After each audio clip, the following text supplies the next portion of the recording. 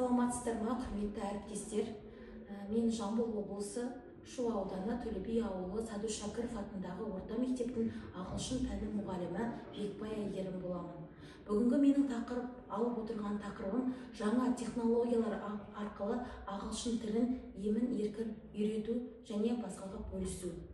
Бүгінгі мақсатымыз ағылшын тілін оқытудағы жаңа технологиялар түрлерін сипаттау, яғни оларға жасанды интеллект кіреді. Технологияларын тиімді бағалау, әр жасанды интеллекттің өзіне сай бағасын беру және тиімді пайдалану.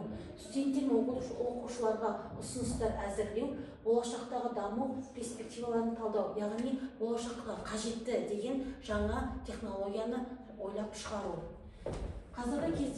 Қазіргі заманда бәрімізде белгілі ағылшын тілі өте маңызды тіл. Ағылшын тілін үйренудегі әртүрлі тәсілдер бар екені анық. Тайға таңба басқандай айтып өтетін болса, қазіргі кезде бәріне таралып жатқан жасанды интеллектілер бар. ChatGPT және де Dialog, The Type of English, English for Reviews әртүрлі ағылшын деңгейіне түсіндіретін бізде жаңа технологиялар бары анық.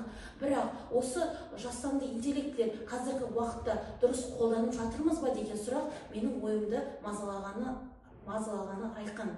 Қазіргі кезде біз оқушыларға қарапайым орта оқушыларға біз жасанды интеллекттер арқылы түсіндіреміз. Ал инклюзив оқушылар ойымыздан тыс қараңғы қапыста қалып кеткен жоқ па?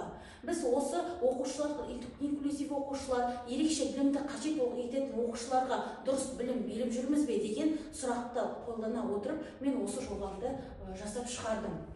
Менің жобам ағылшын тіліндегі сөздерді, менің жобам ағылшын тіліндегі сөздерді кем дегенде айына 300 сөз, тәжірибелі деңгейлерге айына 1000 сөз, және одан да үлкен up intermediate және pre-intermediate деңгейіндегі балаларға 3000 сөз үйренуді қалай тиімді қолдануға болады деген жобаны пайдаланып отырмын.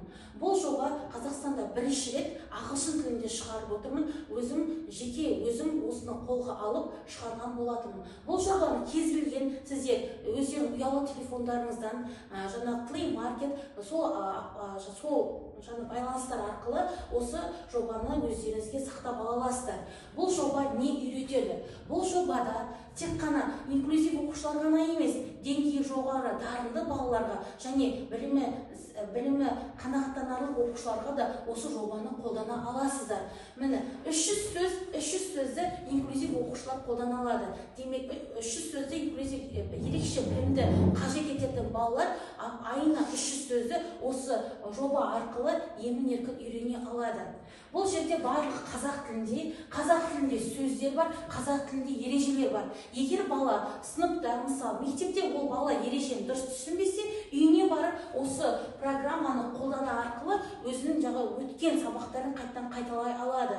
Және басқа да жаңа сөздер және спикинг бар. Спикинг дегеніміз ол сөйлеу. Өзінің кез келген бір тақырып беріледі, сол тақырыпқа сай, оңай және жеңілдетілген, қиындатылған, өзі сай, деңгейлеріне сай сөздер беріледі. Сол сөздерді қолдана отырып, жаңа speaking time, яғни айтылым жасай алады. Бұнымен қоса, бұл программада сөз ғана емес, speaking ғана емес, writing де бар. Кез келген бір тақырыпты алып, бала өзінің сөздіктерді, осыда берілген сөздерді пайдалана отырып, шағын текст жазылады, мәтіндер жазуға да болады.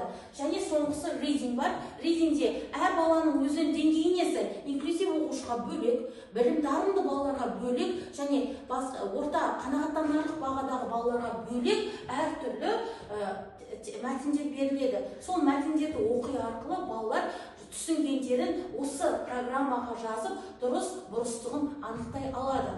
Қорытындылай келе, біз тек қана мұғалімдер бір ғана кітаптағы ережеге ғана қатып қалмай, басқа да жасанды интеллекттерді пайдалана отырып, балаға тиімді білім беруге болады. Біз ауылда тұрамыз, біз қалада тұрмаймыз, бізде мүмкіндік аз деген үлкен сылтауды қолданбай, өзіміздің қолымыздан келетін жасанды интеллектілерді өзіміз шығара аламыз. Тыңдағандарыңызға рахмет.